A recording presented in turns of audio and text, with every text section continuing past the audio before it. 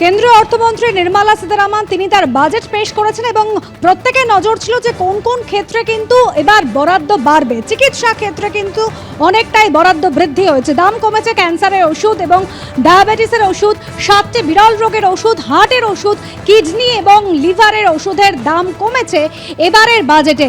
ক্যান্সারের ওষুধ, ডায়াবেটিসের ওষুধ, 7টি বিরল রোগের ওষুধ, হার্টের ওষুধ এবং কিডনি ও লিভারের ওষুধের ক্ষেত্রে কিন্তু এবারে দাম কমেছে। ক্যান্সারের 17টি ওষুধ, ব্লাড সুগারের ওষুধ এবং 17টি ক্যান্সারের ওষুধের আমদানি শুল্ক কমিয়েছে এবারে কেন্দ্র অর্থমন্ত্রী, এবং যে দাম কমেছে তাতে কিন্তু সাধারণ মানুষের অনেকটাই উপকার হবে এমনই মনে করছে বিশেষজ্ঞ মহল। To rationalize the customs duty structure for goods imported for personal use, I propose to reduce the tariff rate on all dutiable goods imported for personal use from 20% to 10%. To provide relief to patients, particularly those suffering from cancer, I propose to exempt basic customs duty on 17 drugs or medicines. I propose also to add 7 more rare diseases for the purposes of exempting import duties on personal imports of drugs, medicines and food for special medical purposes used in their treatment. এই ওষুধগুলো সাধারণত আমাদের দেশে কোনো Pharma company আমার জানা নেই তৈরি করে। সাধারণত এগুলো ওয়েস্টার্ন কান্ট্রিজের, ইউএসএ বা ইউরোপিয়ান কোম্পানি থেকে আসে। এখন চায়নাও প্রোডাকশন করেছে, আসছে। কমানো হলো ওষুধের, দেখা গেল যে ওষুধের দাম কিন্তু কমলো না। ঘটনাচক্রে কোম্পানিগুলো দামটা বাড়িয়ে দিয়ে জিএসটিটা কমিয়ে মোরলে সেম প্রাইস কাউকে দিতে পারছি না এবং সম্ভবও নয়। এত কোটি মানুষের ট্রিটমেন্ট সরকার ফ্রি কখনোই দিতে পারবে না।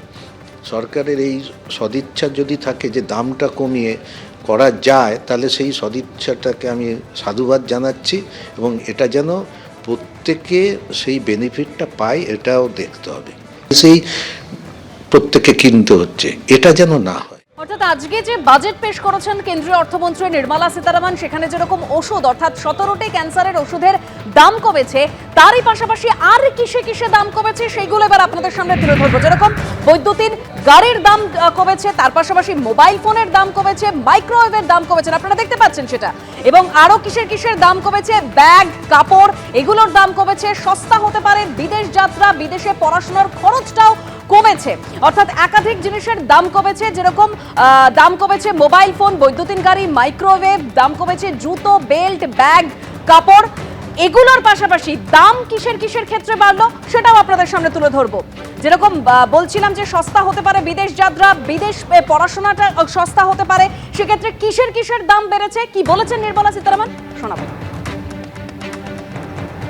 TCS rate for sellers of specific goods, namely alcoholic liquor, scrap and minerals, will be rationalized to 2%, and that on Tendu leaves will be reduced from 5% to 2%.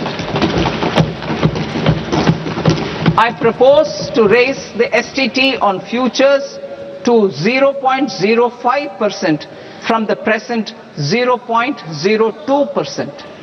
STT on options premium and exercise of options are both proposed to be raised to 0.15% from the present rate of 0.1% and 0.125% respectively.